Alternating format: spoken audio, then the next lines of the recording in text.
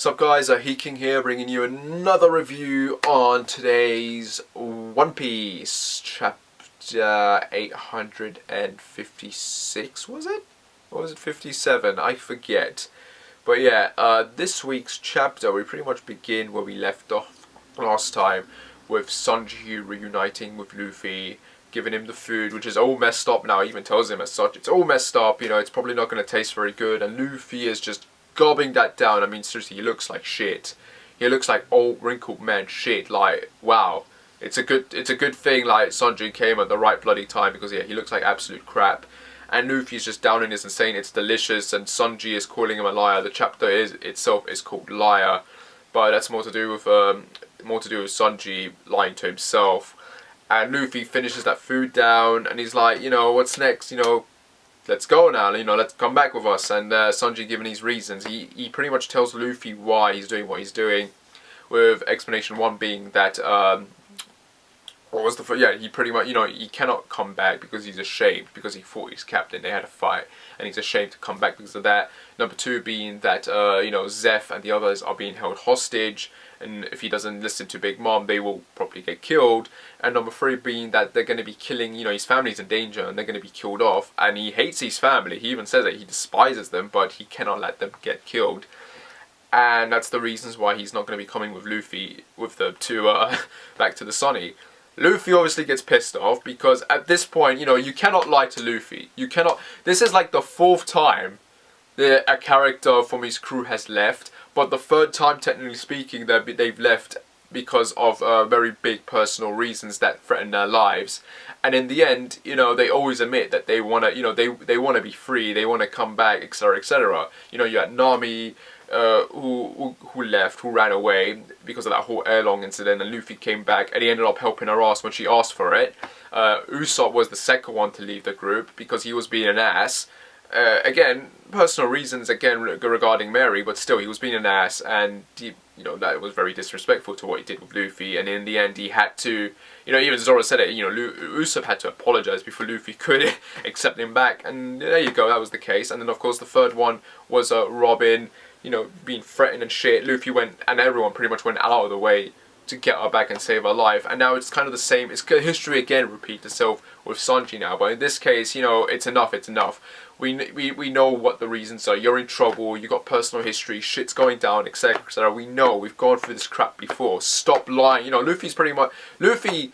You know, he's pretty much a character who's grown up to the point where, you know, he knows when someone is chatting shit to his face. And at this point, you know, Luffy punches Sanji in the face to the ground and pretty much tells him not to lie to him or to himself and to be honest with his feelings. And Sanji, having a few quick flashbacks, even pretty much admits to Luffy that he wants to go back home to the Sunny. And yeah, why not? Why wouldn't he? It's the place where he was pretty much with people who loved and cared about him. They are his real family. And Luffy knows this. But, and yeah, sure, Sanji just giving him the reasons why he can't go. Fair enough. But what do you really want? And that's what Luffy wants to 100% hear coming from Sanji's mouth. Because that's always the case with all the other characters, right? Like I said, you know, Luffy didn't help Nami until she screamed out at him, crying, begging him for help. And he did that. And even though he went all the way up to Robin to get her back, it wasn't until Robin pretty much crying her eyes out saying that she wants to be free that, you know, they went all out. Usopp again as well, you know, crying, apologizing, saying he wants to be with them all out. That's always the case with these characters. You know, with Luffy, you don't shit around. You don't make excuses. For him, it's all about whether you want to be part of the family, part of the crew, and that's all he wants to hear. At that point, whatever problems or troubles you got, he's going to help you regardless. And that's Luffy's character. And he pretty much even tells him at the end that they're going to go and wreck that wedding now. So yeah, I'm very curious to see what's going to be happening throughout this arc now. Honestly, this arc has been super boring at this entire point. It's just, now that we got the Reverie and the Wano arc coming up, that's what we want to see. With this arc, we just want to blitz through it. So it's nice to see Oda just kind of getting us straight to the point. Overall, this isn't the entire thing that happens in this particular chapter. You've got you got Nami and the other group pretty much trying to find Luffy and Sanji through the mirrors, and the mirrors are pretty much telling them that they cannot find them because they're not in the castle. And at this point, Nami comes to the realization of where Luffy and Sanji possibly could be. So they're obviously going to go and reunite with them. Jinbei also mentions that Peckham's is fine now. There was a bit of a danger there, but he's fine.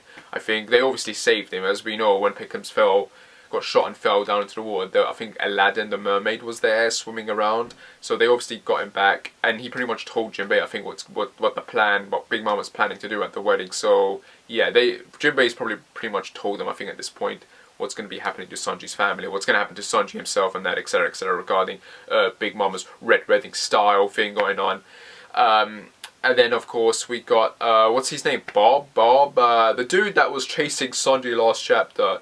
He gets shot. We don't know by who, but he gets shot and he's bleeding out, and we don't know what the hell's going on. He was going after Sanji, and something happened.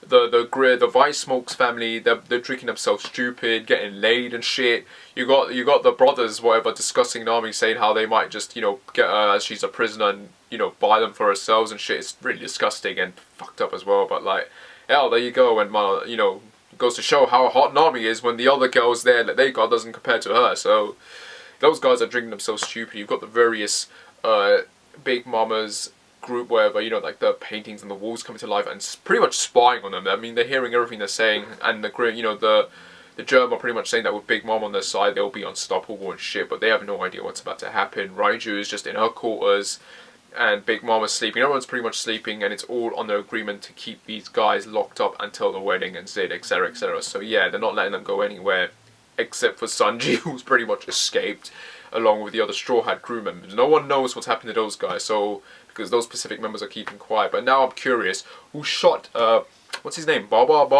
I don't know, forgive me for that character's name, I don't even know what he's called, but yeah, he got shot, and I'm thinking it's Capone. It has to be Capone. Something is going down regarding Capone. I'm telling you guys, there's going to be a freeway battle here going on. They're going to get to the wedding, they're going to think Big Mama's going to pull a stunt, and then everything's going to go to shit, and Capone himself is going to properly attack Big Mom or whatever, because who would attack one of Big Mom's own crew? I mean, the White Smokes are pretty much prisoners in the castle, so who do we know is outside the castle right now, you know, shooting guns and shit, keeping, you know, doing their own crap. And remember, Capone shot Pickham's, right? And Pickham said something regarding around the lines of, you know, Capone would get away with this, or there was something going on there, and it seems that Peckham's, you know, Capone shot Peckham's in an attempt to keep his mouth shut. He obviously heard or knows something that Capone is planning, and, you know, he tried to silence him. So I'm thinking there is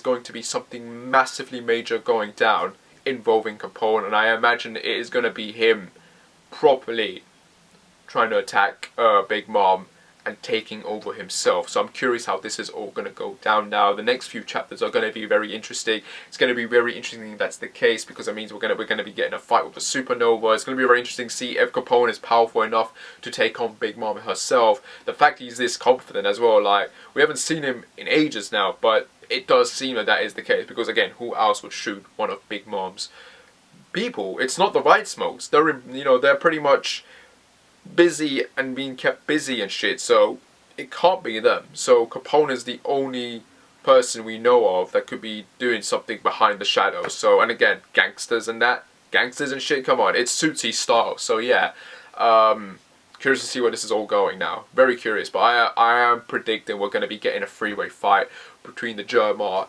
the Big Mob crew, and the Capone gang. So yeah, I'm pretty sure that's what's going to happen. And of course, you got the Straw Hat crew as well, and Jinbei. So in a way, you could argue this is going to be a five-way battle. Like, seriously, this wedding sounds a lot more complicated, insane, and big than it already does. But yeah, it looks like shit is about to go down. But yeah, I can't wait to see what that is. And as always, guys, let me know what you think down below. And as always, like and subscribe or whatever. And I shall see you when I shall see you. Take care and bye.